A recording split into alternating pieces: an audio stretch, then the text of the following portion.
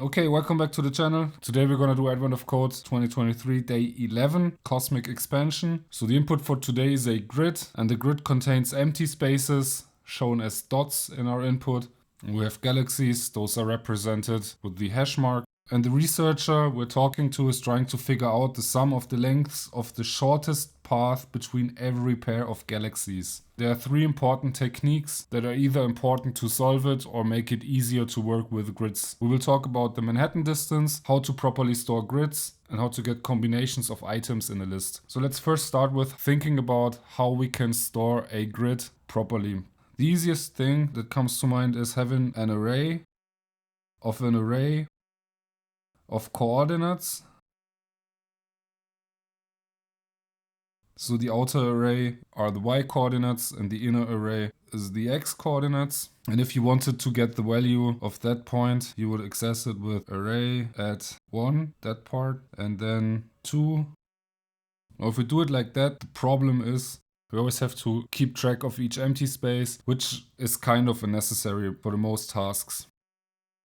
I usually store grids either as a hash set or as a dictionary, or in some languages those are called maps. When looking up values, it takes a bit longer because you always need to use a hash function to know where that item is actually stored. But the major benefit is you only need to store items that are there and you don't need to store empty items. Now the second thing we need today is how do we calculate the smallest distance between items in a grid. And we have an example here. The smallest distance is actually taking that path and then sum up how many steps we did. You can do that with a breadth first search or something like that. It also works, but the easiest way is the so-called Manhattan distance. I don't think anyone will ever be able to read it. If we look at the example, we have the points 5, 0, and we want to know the distance between 5, 0 and 1, 5. And if we think of a path that's not like this, but actually like that, see that that path is also 9 elements long. So we have 4 plus 5. The Manhattan distance actually just calculates the red path I've just drawn in. And we do that by subtracting the x coordinates and take the absolute value of it, subtract the y coordinates, and then also take the absolute of it.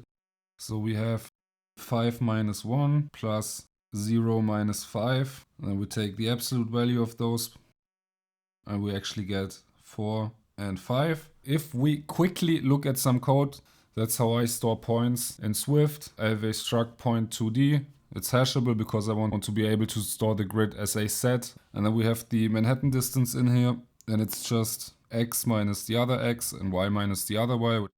Okay, and the third technique is how to create pairs if we have a list of values. So many programming languages actually have a function that you can use for it. Swift doesn't have a function itself, but I can recommend to check out Swift Algorithms, which is a Swift package developed by Apple. But if you wanted to build it yourself, let's say we have a list and you wanted to build all the pairs for those values, you could use a nested loop, and the first loop would just iterate through each item. And in the nested part, you would start one item after the item you currently at. So the first iteration you would be at 0, so the nested loop would start at 1. And in the second iteration you would be at 1, and then you would go through all of the items after 1. And that way you would build up those combinations.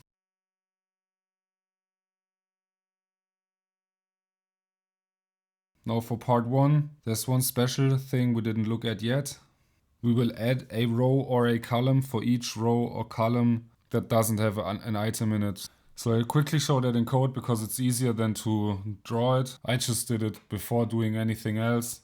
So I parsed the input and then I offsetted the grid. I'll take each row and then I just filter that list and take only values where our input doesn't contain any value that has that x value. And I do the same thing for y. And the nice thing now is, if you used a set or a dictionary, you can just iterate through each point and then just calculate an offset for that point.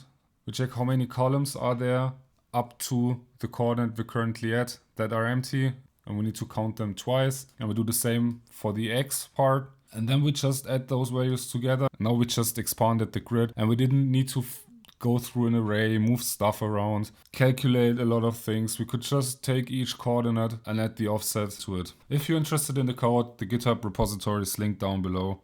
In part 2, we realized that the galaxies are actually much older and are thus much farther apart. And now instead of taking each empty row or each empty column and duplicate it, we will now have 1 million empty row and 1 million empty column for each column. With the solution offsetting the grid, I just inject 1 million instead of 2 into it and we're done. That's all we need to do for part 2. However, there's one little detail you need to make sure that you get right. Each empty row should be replaced with 1 million empty rows. If you don't read that carefully, you will run into an off by 1 error. That's what happened to me, because instead of replacing it, I used the same logic I had for part 1, which was I have 1 row and now I add another row which will lead to 2 rows, and then I just called my function with 1 million and that led to 1 million and 1. Good old off by 1 error. As I said before, you can check out the full code in my GitHub repository. If there are some questions, just leave them in the comments. If you enjoyed my explanation, I appreciate if you gave it a thumbs up, and see you tomorrow.